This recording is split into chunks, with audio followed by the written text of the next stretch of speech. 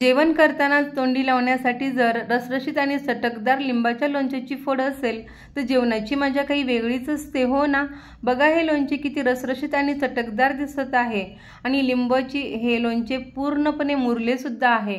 तर आज आपण लिंबाचे लोणचे हे लिंबू न वाफवता किंवा तेलाचा एकही थेंब न वापरता गूळ घालून तयार करणार आहोत। तर चला तर मग रेसिपीला सुरुवात करूयात। इथे मी 20 लिंब घेतलेले आहेत, ते ताजी लिंब आहेत आणि एकदम पातळ सालीचे आहेत। तर आता ते धुवून घेऊयात। लोणच्यासाठी लिंबू हे कोणताही डाग नसलेले निवडायचे। आता हे धुतलेले लिंबू आपण चाळणीत ठेवूया। थोडे नितळले की एका कापडावर ठेवून द्यायचे आणि दुसऱ्या कापडाने स्वच्छ आपल्याला ते कोरडे करायचे आहेत। लोणचे बनवताना थोडी काळजी घ्यायची असते। हे कोरडी केलेले लिंबू मी असेच एका प्लेटमध्ये 5 ते 6 तासांसाठी ठेवली होती की जेणेकरून लिंबांना कोणताही ओलावा राहणार नाही। आता आपण लिंबू कट करून घेऊया। मी एका लिंबाच्या 8 फोडी केलेल्या आहेत की जेणेकरून आपल्याला खाताना ते सोयीस्कर होतील। आता या लिंबांमधले सगळे बिया पण आपल्याला काढून टाकायचे आहेत, कारण बियांमुळे लोणचे कडवट होऊ शकते। आता या सगळ्या लिंबाच्या मी अशा फोडी करून घेतल्या आहेत। तुम्ही हवे असल्यास मोठ्या फोडीही ठेवू शकता। आता हे लोणचे ठेवण्यासाठी काचेची किंवा चिनी मातीची बरणी वापरायची, म्हणजे लोणचे छान टिकते। मी काचेची बरणी वापरत आहे।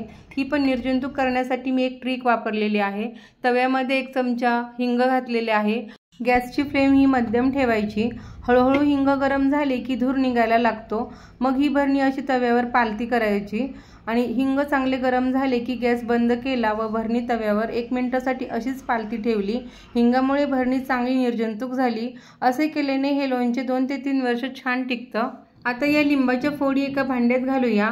3 चमचे मीठ घालून चांगले मिक्स करून घ्यायचे आहे।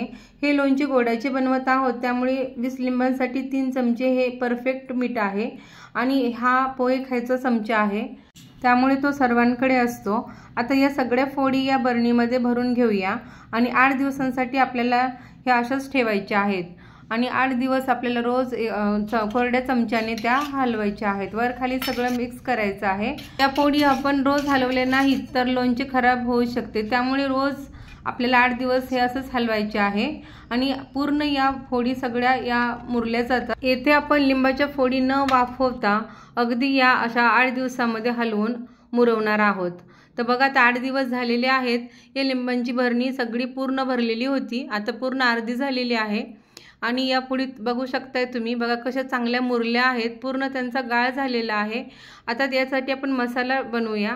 तर मसाल्यासाठी मी 1 चमचा वापरलेला आहे, पोहे खायचा चमचा आहे तो। तर या चमच्यानेच मी 1.5 चमचा धणे घेतलेले आहेत। धणे चांगले आपण पॅनवर भाजून घेऊया। चांगले गरम झाले की एका प्लेटमध्ये काढून घ्यायचे। आता याच पॅनमध्ये थोडी बडीशेप घालूया। बडीशेप 2 चमचे आपल्याला घ्यायची आहे, ती पण 2 मिनिटं चांगली भाजून घेऊया। आता चांगली बघा बडीशेप भाजलेली आहे, आपण त्याच प्लेटमध्ये काढून घेऊया। आणि आता इथं आपल्याला 6 मिरे वापरायचे आहेत। मी 6 मिरे वापरते आहे, काळी मिरे आहेत। तुम्ही इथे कमी जास्त हे प्रमाण ठेवू शकता आणि ते पण आपल्याला थोडे चांगले भाजून घ्यायचे आहेत। बघा चांगले भाजले आहेत। आता मी त्याच प्लेटमध्ये काढून घेते। हे सगळे मसाले आपल्याला थंड करून द्यायचे आहेत। थंड झाले की एका मिक्सरच्या भांड्यामध्ये आपल्याला हे फिरवून घ्यायचे आहेत। थोडी जाडसर पावडर करायची आहे। आपली ही पावडर तयार आहे आणि आता इथं आपण जास्त मसालेही वापरलेले नाहीत, फक्त मोजके मसाल्यांमध्ये हे लोणचे खूप स्वादिष्ट बनतं। तर आता हे पावडर आपण साईडला ठेवू आणि आता लोणच्याला गूळ घालण्यासाठी इथे मी गूळ चिरून घेत आहे। हा केमिकल फ्री गूळ आहे। अर्धा किलो म्हणजे 20 लिंबांच्या लोणच्यासाठी 400 ग्रॅम गूळ परफेक्ट प्रमाण आहे। आता हा गूळ आपल्याला कढईमध्ये वितळून घ्यायचा आहे। गॅसची फ्लेम ही लो टू मीडियमच ठेवायची आहे। इथे मी 2 चमचे पाणी वापरलं आहे, त्यामुळे आपला गूळ हा लगेच खाली लागणार नाही। आणि आता बघा गूळ हळूहळू वितळायला लागलेला आहे। गूळ चांगला वितळला की लगेचच गॅस बंद करायचा आहे। आता इथं बघा गूळ वितळला आहे आणि मी गॅसची फ्लेम बंद केलेली आहे आणि जी कढई गरम आहे त्याच्यावरच हा गूळ उकळतो आहे, म्हणजे आपला गूळ चांगला शिजलेला आहे। आता कढई गॅसवरून खाली उतरवायची आहे आणि बघा असं थोडंसं कोमट करून घ्यायचं आहे। थोडंसं गूळ कोमट झाला की आपण जो मसाला फिरवला होता तो मसाला घालून घेऊ। अर्धा चमचा हिंग घालायचा आहे आणि अर्धा चमचा ओवा आपल्याला हातावर चांगला असं चोळून घालायचा आहे, म्हणजे ओव्याचा फ्लेवर ही लोणच्यामध्ये चांगला उतरला जातो।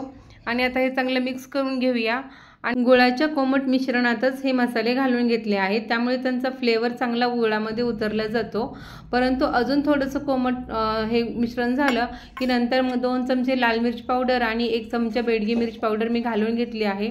आता बघा इथं मिश्रण आपलं हे जरा थोडंसं घट्ट झालं आहे, परंतु असं घाबरायचं काहीच कारण नाही, कारण जे गूळ थंड झाला की घट्ट होतो।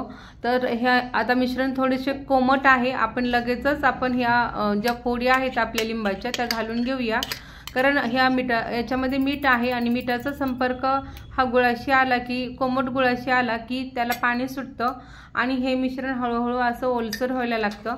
आता हे आपण चांगलं हलवून घेऊया, चमच्याने चांगलं मिक्स करून घ्यायचं आहे। आणि बघा आता हे आपलं हे जे घट्ट झालेलं गुळाचं होतं त्याला एक थोडं पाणी सुटलेलं आहे आणि हे ओलं झालेलं आहे। आणि बघा किती छान कलर आलेला आहे, किती छान टेक्स्चर दिसत आहे, एकदम रसरशीत आणि चटकदार आपलं हे लिंबाचं लोणचं तयार झालेलं आहे। हे लोणचे बघून तोंडाला पाणी सुटतंय ना, तर तुम्ही असंच काही गोष्टी या टिप्स ज्या सांगितल्या आहेत मी त्या फॉलो केल्या की तुमचे लोणचे सुद्धा असंच छान रसरशीत आणि चटकदार होईल। यातल्या फोडी सुद्धा बघा चांगल्या पूर्ण मुरलेल्या आहेत, तुम्ही लगेच खाऊ शकता। यामध्ये आपण तेलाचा एकही थेंब वापरलेला नाही किंवा ह्या ज्या फोडी आहेत त्या वाफवलेल्याही नाहीत, परंतु इथं कोमट आपण गुळामध्ये या फोडी घातलेल्या होत्या, ते चांगले थंड करून घ्यायच्या आणि मगच भरणीमध्ये भरायच्या। आणि हे असं लोणचं आपलं हे 2 ते 3 वर्षासाठी आरामात टिकतं। असेल लिंबाच्या लोणच्याची फोड जर ताटात असेल तर आपण नक्कीच 1 चपाती जास्त खाऊ, हो ना। तर आजची रेसिपी तुम्हाला आवडली असेल तर लाईक करा, शेअर करा, कमेंट करा आणि वर्षाच केक्स अँड आर्ट्स या चॅनलवर जर नवीन असाल तर आपल्या चॅनलला सबस्क्राईब नक्की करा। तर भेटूयात नेक्स्ट रेसिपीमध्ये, तोपर्यंत धन्यवाद।